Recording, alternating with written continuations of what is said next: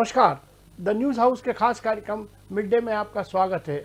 आज हम भारत के आर्थिक रिश्तों पर बात करेंगे, विशेषकर चीन और अमेरिका के साथ। समय आ गया है आर्थिक चिंतन का। अब वो समय आ गया है जब दिल्ली को वैश्विक अर्थव्यवस्था के संरचनात्मक रुझानों के बारे में भी चिंतन करना चाहिए। खासतौर से अमेरिका और चीन के बीच चल रही तनातनी को देखकर इससे जुड़े कई सवाल हैं, जैसे अमेरिका और चीन किस हद तक आपसी तनाव बढ़ाएंगे, क्या हमें भू आर्थिक प्रतिस्पर्धा के इस युग में किसी एक तरफ झुक जाना चाहिए, क्या भारत के लिए यह एक मौका है कि वह बाजार में विविधता की इच्छा रखने वालों और वैश्विक उत्पादन में अपनी महत्वपूर्ण भूमिका निभाने के लिए विनिर्माण क्षेत्र में प्रत्यक्ष विदेशी निवेश को बढ़ावा दे। यदि इस आधार मानकर हम आगे बढ़ते हैं तो भारत को उच्च प्रौद्योगिकी वाले औद्योगिकरण, अधिक गुणवत्ता वाले विनिर्माणकारी उत्पादों की आपूर्ति से जुड़ी व्यवस्थाओं में आधिकारिक रोजगार और अंतर्राष्ट्रीय आपूर्ति श्रृंखला में ज़्यादा से ज़्यादा भागीदारी की दरकार है। तो वैश्वीकरण में खलल डालने वाले इन रुझानों का समझदारी से लाभ उठाने की ज़रूरत है। इसके अतिरिक्त हमारा एक राजनीतिक लक्ष्य अपना पारंपरिक रिश्तों को लेकर फिर जिंदा रखना भी है, अर्थात इंडो पैसिफिक और यूरेशियाई पड़ोसी देशों के साथ अपने कारोबारी व सामाजिक संपर्क बढ़ाना होगा। इस परिदृश्य में भारतीय अर्थव्यवस्था में चीन की भूमिका को आखिर किस तरह गढ़ा जाना चाहिए, ये एक सवाल है।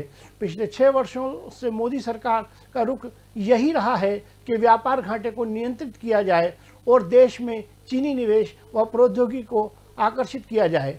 सब बखूबी जानते हैं कि नई दिल्ली और बीजिंग में किस तरह एक दूसरे पर निर्भर हैं।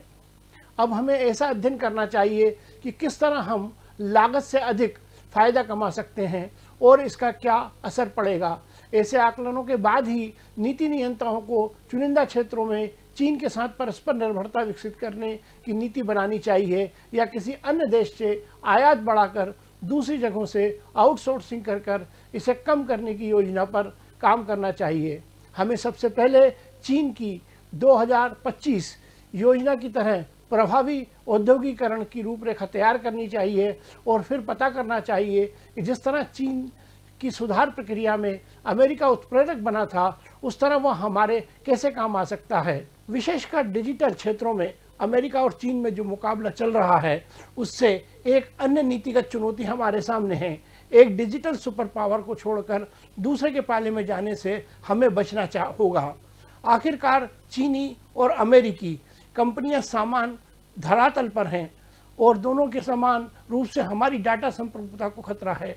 आयातित सॉफ्टवेयर और हार्डवेयर के लिए भी हमारी इन दोनों देशों पर निर्भरता है और दोनों ही हमारी स्थानीय क्षमताओं पर समान रूप से चोट करते हैं। लिहाजा अपना बहुमूल्य संसाधन उन्हें सौंपने से पहले हमें घरेलू नवाचार को बढ़ावा देना चाहिए।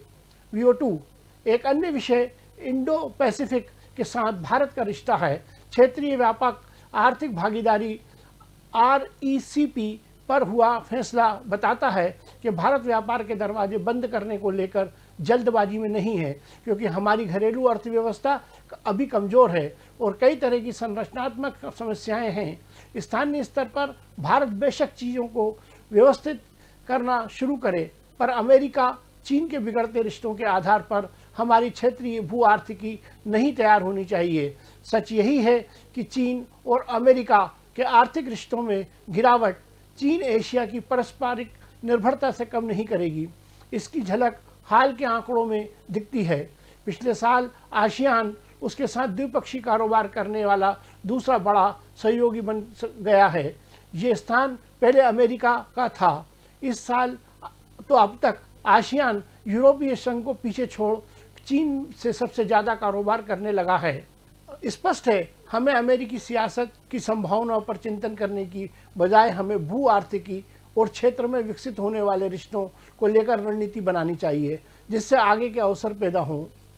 बेशक चीन के साथ संबंध आगे और जटिल रहने के कयास हैं। भारत के पड़ोसी देश सहित कई एशियाई देश अमेरिका, चीन, जापान और यूरोप की प्रौद्योगिकी व पूंजी का लाभ उठाने के लिए उदार रणनीति अपनाएंगे। ऐसे में कुछ अलग करने की कोशिश करके हम प्रतिस्पर्धी का लाभ उठा सकेंगे। आज के मिड डे में बस इतना ही। कल फिर किसी और विषय के साथ मिलेंगे। तब तक बने रहिए द न्यूज़ हाउस में समाचार के साथ। नमस्कार।